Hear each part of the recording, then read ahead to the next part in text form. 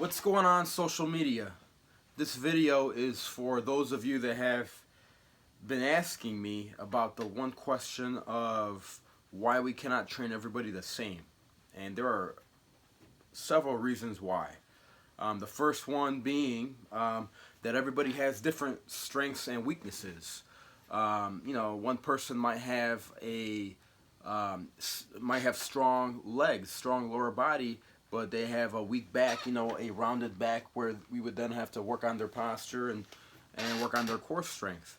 While somebody else might have a strong upper body and weak legs.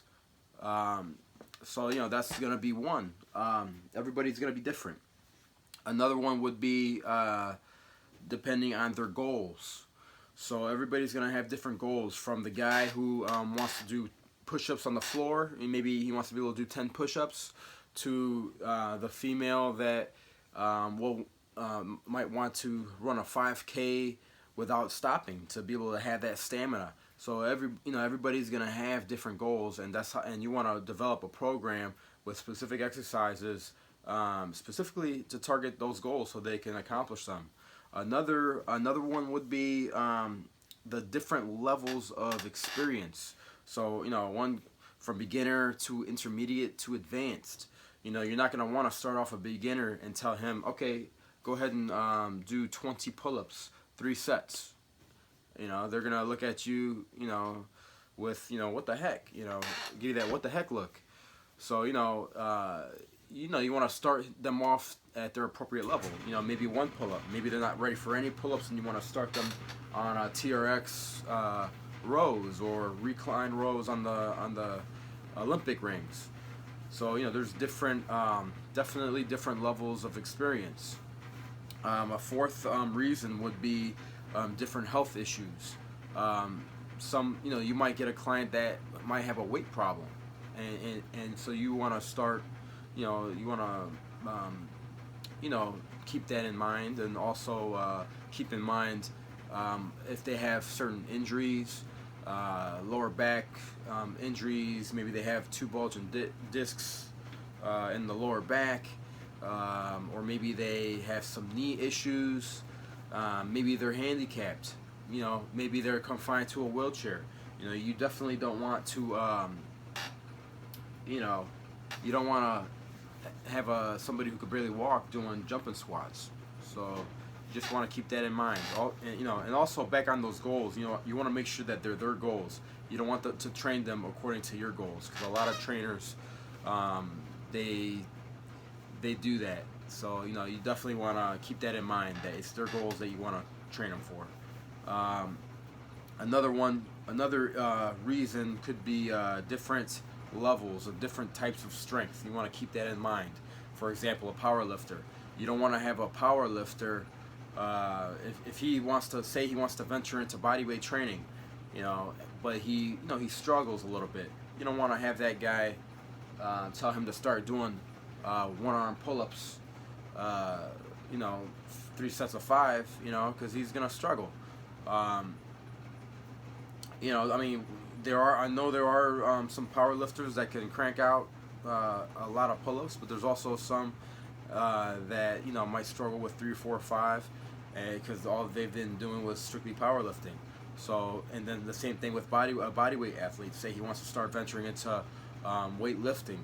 I don't want to have him do 300 to 400 pounds, 3 sets of 5 if he's never deadlifted in his life. So that's just something that you want to consider. There's different types of strength. Something else would be different levels of intensity and different styles of training. So somebody who does somebody would do well with HIIT training, high intensity interval training. That would be for an individual that might be a little bit more advanced. They know all they know perfect form of the exercises that they need to execute. But then somebody else, maybe somebody who is dealing with some injuries, they might do better with Pilates. You might even get somebody that's bedridden. Pilates would be perfect for them. You have to start them off slower, so that's something else to keep in mind. There's different levels of intensity, different types of training: cardio, free weights, body weight, yoga, you name it. So something else. What else? Doing how